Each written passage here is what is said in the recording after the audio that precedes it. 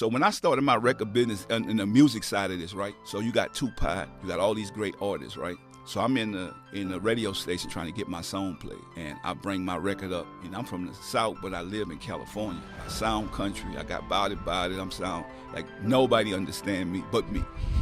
So Tupac like, you about to get this played? I said, yeah, man, I'm about to get this played, right? I get up in there, the program director say, what you have, P? I say, body. He said, what is that? I said, man, it's a hit. He like, man, this don't work here, P. He said, bring me something next week, something better. I come back next week. He said, what you have? I said, body. He said, didn't I tell you to bring me something else? I said, yes, sir. I'll bring you something next week. Come back the next week. What you have? I said, body. Come back the next week, body. He said, man, I can't play. I said, can you just put it on one time and let the people hear it? If they don't like it, I'll never come back again. He said, all right, just to get you from out of here, I'm going to put it on. The people called in and said, man, I love that record, body. And that's how my career blew up. And I also was on tour with Tupac. I'm there with the lights on, so don't be afraid to start with humble beginnings. That's why I'm so humble now, because I started with humble beginnings. Nobody gave me that I had to work for, so I appreciate it. And that's the message we got to give to the next generation. Appreciate every opportunity, go create opportunities. So I'm on stage when the lights on. Nobody coming to see me, they waiting for Tupac. I see one guy, I'm singing my song, body. One guy jumping up, I don't know if he drunk or what. This guy jamming. I said, I walk off the stage, 30,000 people, and walk to this guy and give him a No Limit t-shirt. I said, you like that? He said, man, I love it. So my brother's standing next to me. He said, man, why you so happy? I said, I got one. He said, got one of what? I said, a fan. I said, I'm going to turn that into $1 million. He said, yeah, right. I turned that, we done sold over 100 million records independently. And that's how God works. It's nothing but God, because not stopping, not giving up. People ask me, how bad you want to be successful? As bad as I want to breathe. At that time, I couldn't afford billboards. I made it with t-shirts. I print up all these t-shirts, put them on homeless people, gave them away to people. They was my walking billboard. I couldn't afford the big billboards. And I said, well, what can I do? Since I got to sell to the students, I created this thing called bus benches. You can see all the stuff with the lawyers' information. Yeah. Say, no, I'm about to put my music stuff on it. And that's what I did. So those things back then was like $15, $25 a bus bench. And that's how I flood up the market.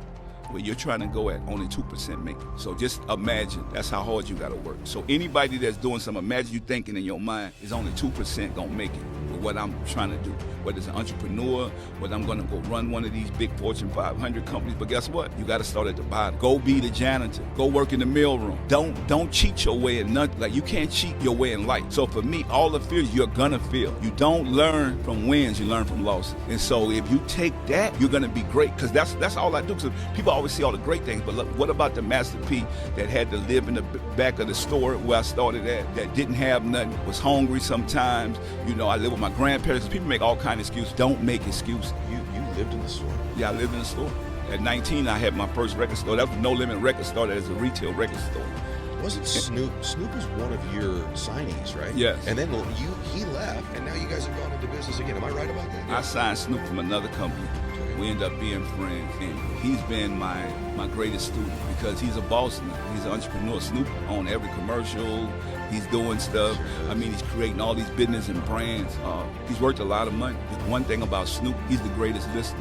He like a sponge that won't absorb it. And that's what I love about my kids. I say, keep being a sponge. Keep being that sponge, because when you listen, they got a lot of people don't want to listen. They think they know it all. Don't be a know-it-all. You don't have to know it all. And so that's what I love about Snoop. He's a sponge. He soak it in, and then he go and create his own. So I feel like No Limit was a university, like a college. You come through there, you listen, you got what you need. You know that what I'm able to create and what I was able to do, take that and run with it. I look at people and say, okay, well, what they good in? Let me absorb some of this and add this to my game. Don't be afraid to do that. I think hard work and good people eventually win. I just asked Stephen A. Smith, I said, what's the difference with the GOAT? What's the difference? Yeah. He said their aura and their humanity. Yeah. When you're good, the people, God will bless you. That's why you see on my shirt it say God made.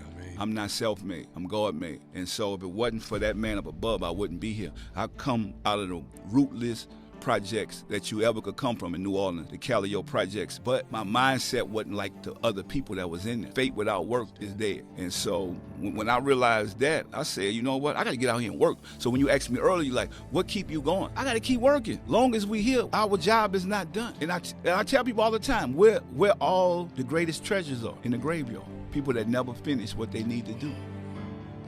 This is a man, by the way, as you hear this, who's made hundreds of millions of dollars. And this is so important. Listen close, okay? You know this and I know this. When you're broke, you will live in the store. When I was broke, I had the water turned off. Not just electricity, I had the water turned off. Right? So when you're broke, your effort level for most people is 100. But for most people, this is what I found. As success starts to happen, you get like level 10. Now their effort's 90. They get level 30. Now their effort's 70. Not me. I know. And that's the thing. This is the lesson. The lesson is this, everybody. You know why most people don't make it? It's not because they don't ever have any success. It's because they actually got a little. And when they get a little, their effort changes. They get comfortable. Yes, that's exactly right. I love being uncomfortable. Even now. Even now. Because now it's a different game. Think about it, it's a different game. I'm like, okay, yeah, I made it in the music industry. People are like, oh, okay, that was cute. Okay, well, what about now? You're talking about putting product in these stores. How you going to get in there? But guess what? We started at the bottom. I don't care if I got hundreds of millions of dollars. Don't matter. This is a multi-billion-dollar business that we're going into. How do we make people take us serious? Knowing that, oh, you come from hip-hop. Because that was the first thing. Well, you got the wrong guy because I started off in business. Told you I was 19. I had a retail record store. That what No Limit was. So you're not going to stereotype me with these labels that, oh, he's a hip-hop artist. I'm not going for that. I know what I was put on this planet to do. I was put on this planet to help feed people and create future leaders. I can make billions of dollars, but it's not for me to take with me because I can't take it with me. Think about it. When I'm gone, it's not going to be a U-Haul behind a hearse saying, oh, yeah, well, let's take pieces up. But no, I get that. So it's like, what do I do while I'm here right now? I don't judge your wealth by how much you have. I judge it by how much you give. And that's the difference. Go look at it. We've been giving for over 24 years, and it's getting bigger and bigger because we're doing the right thing. That's why God keep blessing us. The only thing that stop you is your mind, your mentality. I don't have a mindset of, oh, I can't do something. So that's what No Limit is. I named my company No Limit because there's going to be no limit to my success. People who made millions lost thousands. The people who made billions lost millions. And so my thing is, wealth is not about money with me. It's about ideas. So I'm going to always have an idea. I got $1 billion worth of knowledge, information. And so I could always get what I want. If I really just wanted to go run some company, I'd go take over some company. But I'm a real entrepreneur. I'm like an athlete, right? I'm not going to stop till I get to where I need to go. Then I'm going to figure something else out. Most people want you to be successful until you're successful. That's when they hate you. That's when the jealousy kick in, the self-hate kick in, because nobody wants you to get there before them. Think about it. I grew up in a project. You think people in the project wanted to see me make it? Instead of saying, you know what, this kid made it out here. He one of us. No, man, well, he ain't all that. I was the best person I could be when I was there, and I represented the way I need to represent it. I was an A student. I didn't want what everybody else wanted. Even though I know this is my environment, I was always thinking, I live in a mansion, because I know that's where I was going there. While they was thinking, oh, I live in the ghetto, I'm going to die here. I'm like, no, I'm not about to die here. I'm about to make it out here because I already seen it, that I'm supposed to be living in a mansion. So I'm already dreaming big, thinking outside the box, looking at something else. I'm not looking at these bad conditions and thinking, oh, this is for me. I'm like, no, this ain't for me.